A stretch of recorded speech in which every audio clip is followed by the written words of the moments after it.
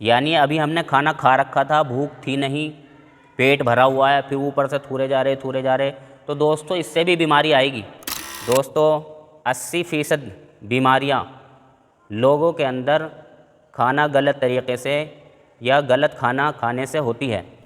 بسا اوقات آدمی کا ہاتھ نہ دھونا بیماریوں کے ساتھ ساتھ موت کا بھی سبب بنتا ہے۔ بسم اللہ الرحمن الرحیم۔ دوستو آج میں آپ کو کھانے کا سنت طریقہ اور کھانے کا صحیح طریقہ بتاؤں گا، جس سے آپ کی دنیا بھی بنے گی اور آخرت بھی بنے گی۔ آخرت اس لیے بنے گی کہ آپ کھانا کھاتے وقت نبی کا طریقہ استعمال کریں گے تو آپ کو ثواب ملے گا اور آپ کی قیامت میں پکڑ بھی نہیں ہوگی۔ اور دنیا اس لیے کہ جب ہم کوئی بھی کام نبی کے طریقے پر کرتے ہیں تو اس کے اندر ضرور بھی ضرور ہماری دنیا کا بھی فائدہ ہوتا ہے، ہمارے جسم یعنی بدن کا بھی فائدہ ہوگا۔ تو دوستو اللہ کے نبی صلی اللہ علیہ وسلم نے یہ کہا کہ معدے کے 3 حصے کر لیں اور 1/3 حصہ معدے کا آدمی کھانے کے لیے رکھ لے اور 1/3 حصہ معدے کا پانی کے لیے رکھ لے اور 1/3 حصہ سانس لینے کے لیے رکھ لے۔ یعنی اتنا کھانا کھائے کہ اس میں پانی بھی 1/3 حصہ ہو اور کھانا بھی 1/3 حصہ ہو اور تھوڑا وہ معدہ سانس لینے کے لیے بھی خالی چھوڑ دیا جائے۔ دوستو 80% بیماریاں لوگوں کے اندر کھانا غلط طریقے سے یا غلط کھانا کھانے سے ہوتی ہے۔ تو دوستو ہمیں چاہیے کہ ایک تو بری چیز کو نہ کھائیں، بری چیز کے کھانے سے بھی آدمی بیمار ہوتا ہے۔ یعنی تلی بھنی زیادہ چیزیں کھا لی، زیادہ مسالے کی چیزیں کھا لی تو اس سے پرہیز کریں۔ اور بہت سے آدمی ان چیزوں سے پرہیز تو کرتے ہیں لیکن اچھی چیزوں کو وہ وقت پر نہیں کھاتے۔ پہلی بات تو یہ ہے کہ غلط چیزوں کو نہیں کھانا، اور دوسری بات یہ ہے کہ صحیح چیزوں کو بھی وقت پر کھانا ہے۔ بے وقت صحیح چیزوں کو بھی نہیں کھانا۔ اگر بے وقت صحیح چیزوں کو بھی کھائیں گے تو وہ بھی نقصان کا سبب بنے گی، اس سے بھی فائدہ نہیں ہوگا۔ کس چیز کو کس وقت کھانا ہے اور کون سی چیز کس وقت فائدہ دے گی، اس چیز کو اسی وقت اسی ٹائم پر کھانے سے فائدہ ہوگا۔ تو اس کا دھیان رکھنا ہے۔ جب دھیان رکھ کر کھانا کھایا جائے گا تو صحت بھی بنے گی اور آدمی کی تندرستی بھی رہے گی اور آدمی دین کے کام پر بھی رہے گا۔ تو میں وہ چیزیں بھی آپ کو بتاؤں کہ جس کے کرنے کا نبی نے حکم دیا ہے، جو سنت ہیں، اور ان کا کرنے سے ہمیں دنیا کا بھی فائدہ ہے۔ تو اس میں جب ہم کھانا کھانا شروع کریں تو سب سے پہلے ہمیں کیا کرنا ہے؟ ہمیں اپنے ہاتھ گھٹوں تک دھونے ہیں۔ دوستو یہ عمل بہت ضروری ہے اور دنیاوی اعتبار سے بہت فائدہ مند ہے۔ دنیاوی اعتبار سے کیسے فائدہ مند ہے؟ کبھی ہمارا ہاتھ کہیں لگا، کبھی کہیں لگا، کبھی کہیں لگا، اور اس جگہ کی، دوسری جگہ کی، تیسری جگہ کی جراثیم ہمارے ہاتھوں پر آ گئی اور پھر ہم نے اسی ہاتھوں سے کھانا کھا لیا اور وہ جراثیم پیٹ میں چلی گئی تو اس سے بیماریاں ہوگی۔ اسی لیے اللہ کے نبی کی سنت یہ ہے کہ آدمی گٹوں تک ہاتھوں کو اچھی طریقے سے دونوں ہاتھوں کو دھو لے۔ بسا اوقات آدمی کا ہاتھ نہ دھونا بیماریوں کے ساتھ ساتھ موت کا بھی سبب بنتا ہے۔ ایک ٹرک ڈرائیور نے اپنا ٹرک کسی ہوٹل کے سامنے کھڑا کر دیا اور کھڑا کرنے کے بعد اس نے اپنے ہاتھوں سے اس ٹائر کی ہوا کو چیک کرا، پھر اس کے بعد وہ آیا اور اس نے کھانا کھایا۔ کھانا کھانے کے بعد کچھ ہی دیر کے بعد وہ مر گیا۔ اب لوگوں نے غور و فکر کرا کہ بھئی وہی کھانا تو ہم نے کھایا ہے، وہی اس نے کھایا ہے، اس کے ساتھ کیا معاملہ ہوا کہ یہ مر گیا؟ تو پھر آدمیوں نے غور کرا تو غور کرنے کے بعد آدمی کو پتہ چلا کہ بھی جو گاڑی چلا کر آ رہا تھا اس کے پہیے کے نیچے سانپ آ گیا تھا اور وہ ابھی ابھی آیا تھا اور ابھی ابھی کچلا گیا تھا، اور اس نے اسی ہاتھ سے ٹرک کے پہیے کو چیک کرا اور وہ تازہ تازہ زہر اس کے ہاتھ پہ لگ گیا۔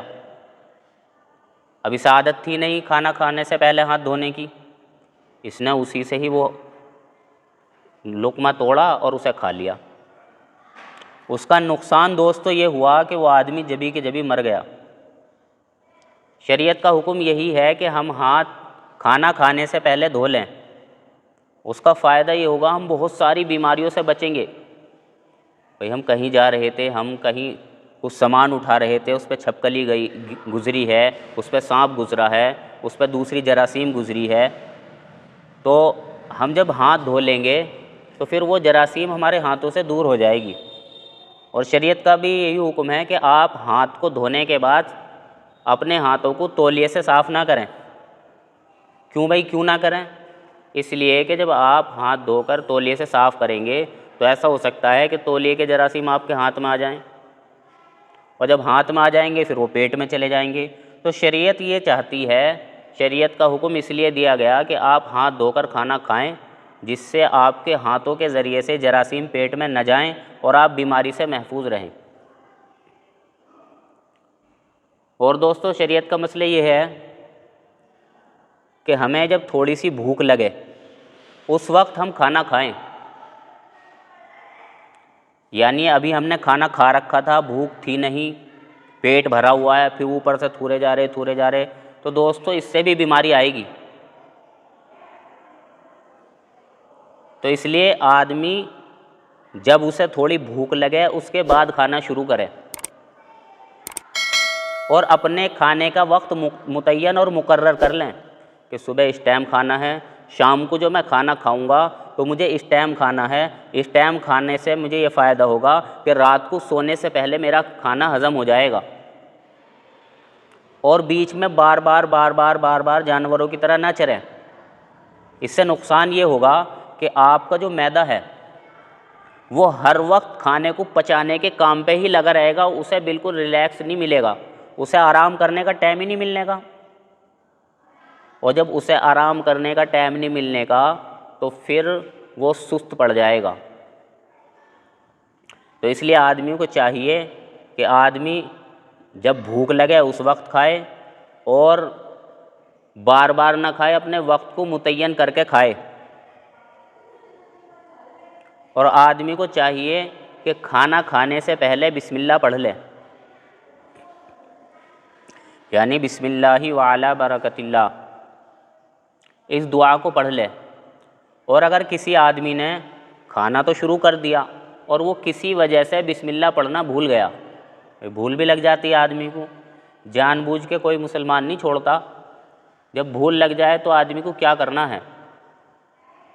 بھول لگ جائے تو آدمی کو یہ کرنا ہے کہ پھر کھانے کی جو دوسری دعا ہے جو بھول لگنے کے بعد پڑھی جاتی ہے وہ کون سی ہے؟ وہ یہ ہے بسم اللہ اولہ وآخرہ، اس دعا کو آدمی پڑھ لے۔ اور آدمی کو چاہیے کہ کھانا کھانے سے پہلے دسترخوان بچھا لے۔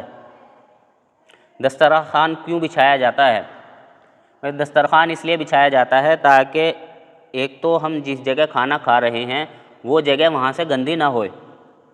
اس کا یہ بھی فائدہ ہے، بھئی ہم نے کسی جگہ کھانا بچھا لیا اور ہم کھانا کھا رہے ہیں اور وہ ڈش یا وہ برتن یا وہ سالن گر گیا تو بتاؤ ہمارے گدے، ہمارا بیڈ یا ہماری چادر یا ہماری جگہ کتنی خراب ہوگی۔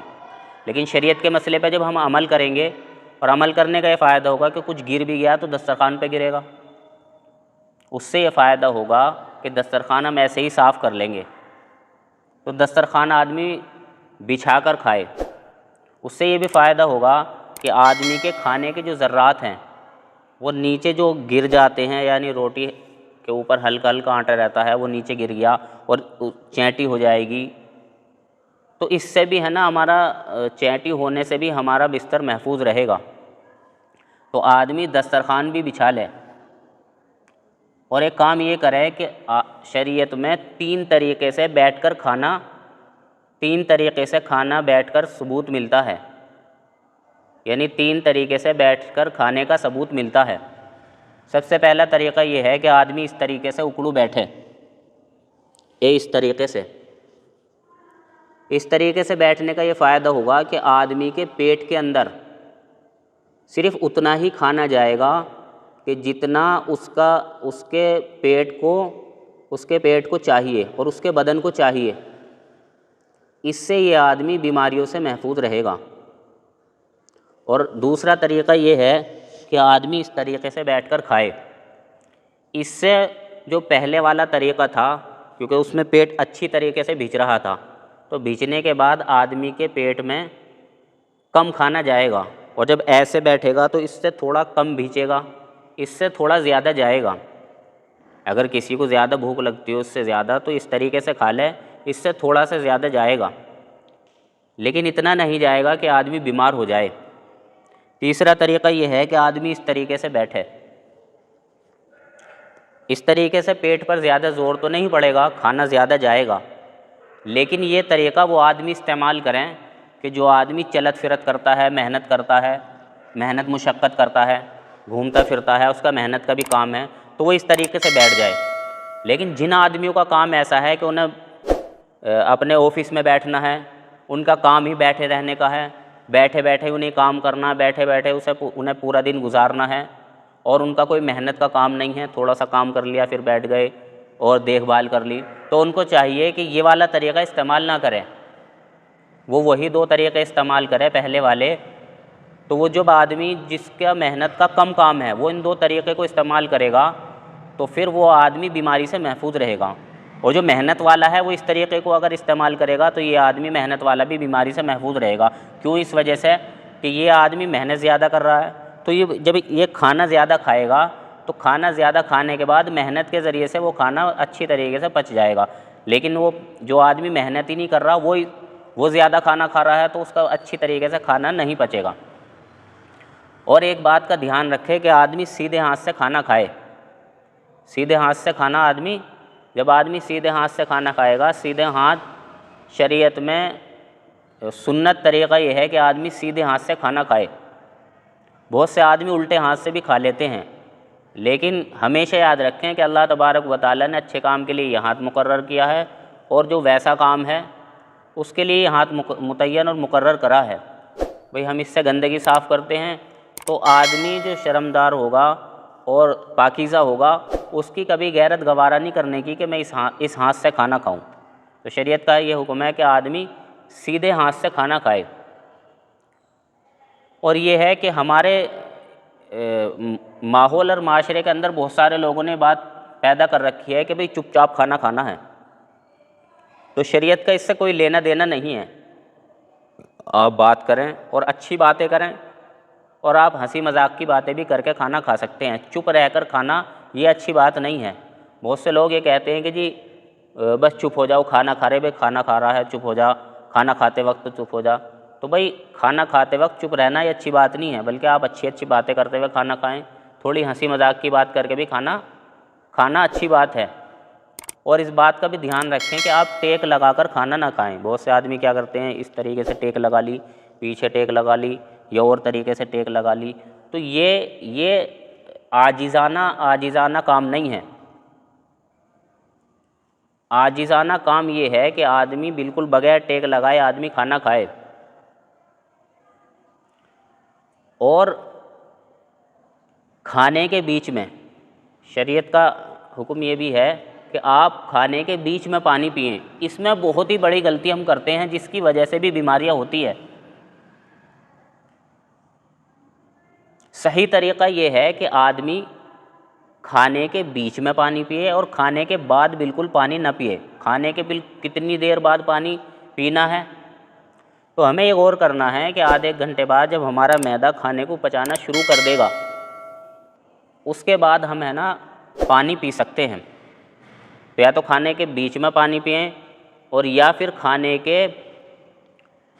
کے کم سے کم آدھے پونے گھنٹے بعد آدمی پانی پیے۔ دوسری بات یہ کہ آدمی کھانا کھاتے ہی فوراً نہ سوئے۔ بہت سے آدمی کیا کرتے ہیں کہ بھئی کھانا کھا لیا، اور شام کو تو اکثر آدمی ایسا کرتے ہیں کہ بھئی کیا ہوا، گھر پہ کام پہ سے آئے اور بستر پہ بیٹھ گئے، لاؤ بھئی کھانا دو، کھانا کھا لیا اور وہیں پانی پیا اور وہیں سو گئے۔ تو یہ بھی شریعت کے اندر ناپسندیدہ عمل ہے، برا عمل ہے۔ آپ اس سے بھی بیمار رہیں گے۔ اس سے کیا ہوگا کہ آپ کھانا کھاتے ہی سو گئے، اور آپ کا جو معدہ ہے وہ جب آپ چلتے رہیں گے، جتنا چلت پھرت کریں گے، آپ کا معدہ آپ کے کھانے کو اتنا ہی اچھا پچائے گا۔ لیکن اگر آپ کھاتے ہی سو گئے تو اس کا نقصان یہ ہوگا کہ آپ کے ساتھ ساتھ آپ کا معدہ بھی ڈھیلا پڑ جائے گا۔ جس کی وجہ سے آپ کو بیماریاں ہو جائیں گی۔ اور کھانا کھانے کے بعد آدمی ایک کام کرے کہ اپنی انگلیوں کو بھی چاٹ لیں۔ بہت سے آدمی کیا سمجھتے ہیں، انگلیوں کو چاٹنے کو ناگوار ناپسندیدہ سمجھتے ہیں، تو اس کے انگلیوں کے چاٹنے کے بھی بہت سارے فائدے ہیں۔ اور اس بات کا بھی دھیان رکھیں بھئی ہم نے دسترخوان بچھا رکھا ہے، ہم اس دسترخوان کو صاف کرتے ہیں۔ صاف کرنے کا مطلب یہ ہے کہ ہم اس پر جو کچھ چیز گرے گی، ہم کھاتے وقت، ہم کھانا کھا رہے تھے، ہمارا لقمہ گر گیا، اب چونکہ دسترخوان بھی صاف ہے اور لقمہ بھی پاک ہے، بس ہم سے گر گیا، تو یہ بھی عمل ہے کہ آدمی اسے اٹھا کر اور اسے کھا لے، اسے اس طریقے سے نہ پھینکے، اسے اٹھا کر آدمی کھا لے۔ اور ایک بات اور، اس بات کا بھی دھیان رکھیں کہ بہت سے آدمی گھروں کے اندر بہت سے مردوں کی یہ بری عادت ہو گئی ہے کہ انہیں کتنا ہی اچھا کھانا بنا کے دے دیا، لیکن انہیں ہلکی سی کمی آ گئی تو فوراً عیب نکالیں گے، کھانا نہیں کھائیں گے، ادھر ادھر الٹا سیدھا بکیں گے اور بیوی کو بکیں گے۔ تو دوستو، شریعت کا مسئلہ یہ ہے کہ اگر آپ کے پاس کھانا آئے اور آپ کو پسند نہ آئے تو آپ اس کے اندر عیب نہ نکالیں، آپ کو جتنی گنجائش ہے آپ اتنا کھا لیں، اور اگر گنجائش نہیں ہے، جی نہیں کر رہا، تو آپ نہ کھائیں۔ لیکن عیب نکالنا کھانے کے اندر، اس کی وجہ سے پھر لڑائی کرنا، الٹی سیدھی باتیں کرنا، گالی گلوچ کرنا، یہ بہت بری بات ہے۔ تو شریعت کا حکم یہ بھی ہے کہ آپ کھانے کے اندر عیب نہ نکالیں۔ تو دوستو، یہ کچھ باتیں ایسی بتلائی گئیں کھانے کے تعلق سے کہ جس کے کرنے کی وجہ سے آپ بہت ساری بیماریوں سے محفوظ رہیں گے۔ جو آدمی یہ چاہے کہ میں اپنی زندگی کے اندر 80% بیماریوں سے بچا رہوں اور اپنی صحت کو اچھا رکھوں، تو اس کو چاہیے کہ وہ سنت طریقے سے کھانا کھائے۔ آدمی کا بدن اس وقت تک ٹھیک نہیں رہ سکتا جب تک وہ اپنے بدن کے اندر سنت طریقے سے کھانا کھایا ہوا اندر نہ لائے۔ آدمی کو ٹھیک رہنے کے لیے سنت طریقہ اختیار ہی کرنا پڑے گا۔ بغیر سنت طریقہ اختیار کرے ہوئے آدمی کا گزارا نہیں ہے، نہ دین کا ہے، نہ دنیا کا ہے، نہ صحت کا ہے، نہ بدن کا ہے، کسی بھی چیز کا نہیں ہے۔ تو یہ باتیں اس لیے بتائی گئی ہیں آپ لوگوں کو تاکہ آپ ان طریقے کو اختیار کریں۔ اختیار کرنے سے انشاءاللہ آپ کی دنیا بھی ٹھیک ہوگی، آپ کا دین بھی ٹھیک ہوگا۔